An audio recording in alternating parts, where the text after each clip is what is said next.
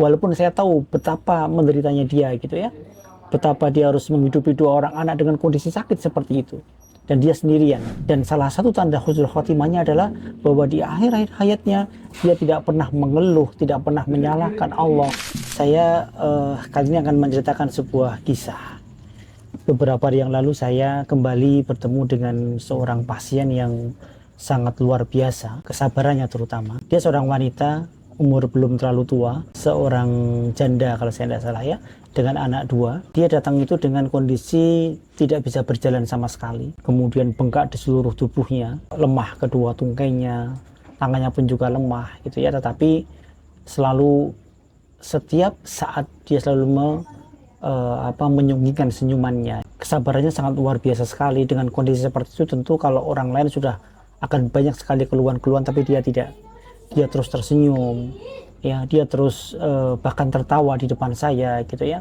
Ketika saya visit dia masih bisa tertawa-tawa. Kemudian itu yang menyebabkan saya jadi semakin bersama untuk menyembuhkan dia, untuk menjadi lantaran perantara dia sembuh. Beberapa hari saya rawat dan kondisinya semakin lama semakin membaik. Bahkan sempat saya janjikan saya akan berikan stem cell ya. Tetapi nanti nunggu setelah pulang baru kemudian saya akan berikan terapi-terapi stem cell gitu untuk kesembuhannya. Tapi memang sangat susah untuk menyembuhkan bengkaknya karena kebocoran ginjal yang sangat hebat, proteinnya keluar semua jadi bengkak di mana-mana gitu.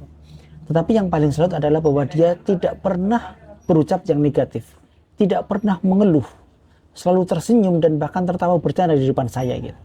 Walaupun saya tahu betapa menderitanya dia gitu ya, betapa dia harus menghidupi dua orang anak dengan kondisi sakit seperti itu, dan dia sendirian. Dia beberapa kali WA dengan saya pun WA-nya juga WA tidak ada keluhan, tidak ada mengeluh sama sekali, tapi yang ada adalah bagaimana solusi dan tetap dia itu bersyukur kepada Allah Subhanahu wa taala. Ini yang membuat saya menjadi sangat terharu sekali. Dan qadarullah beberapa hari yang lalu itu ketika sudah agak membaik, saya sudah akan siapkan pulang.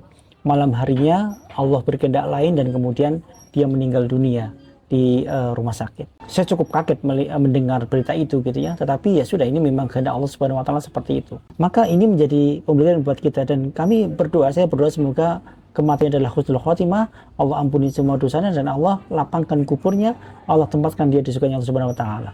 Dan salah satu tanda husnul khotimahnya adalah bahwa di akhir-akhir hayatnya dia tidak pernah mengeluh, tidak pernah menyalahkan Allah. Dia senantiasa tersenyum ya, tawakal kepada Allah Subhanahu wa taala. Ini salah satu tanda husnul khotimah, kematian yang baik. Maka ini menjadi pembelajaran buat kita semua nih. Buat kita semua yang sehat ataupun yang sakit, karena yang sehat pun nanti suatu saat pasti akan sakit kan. Maka tetaplah bersyukur kepada Allah Subhanahu wa taala apapun kondisinya. Bertakwa kepada Allah apapun kondisinya, dimanapun tempatnya gitu ya. Karena ini yang diperintahkan Rasulullah SAW. Ittaqillah haitsu ma kunta. Ini yang paling penting, itu bertakwa dimanapun, dalam kondisi apapun, bertakwa kepada Allah Subhanahu wa taala. Entah sehat, entah sakit gitu. Dan salah satu hal yang menyebabkan Allah malu menegakkan timbangan amal adalah ketika Allah timpakan musibah kepada kita dan kita bersabar, tidak pernah mengeluh dan tidak pernah menyalahkan Allah Subhanahu wa taala, maka kata Allah, aku malu menegakkan timbangan amal buatnya. Artinya dia akan masuk surga tanpa hisab sama sekali. Karena dosanya sudah habis semua dan Allah tidak akan timbang-timbang lagi, langsung masuk surga dengan Allah Subhanahu wa taala. Inilah hadiah buat orang-orang yang sabar, tidak mengeluh dalam menghadapi musibah sakit apapun.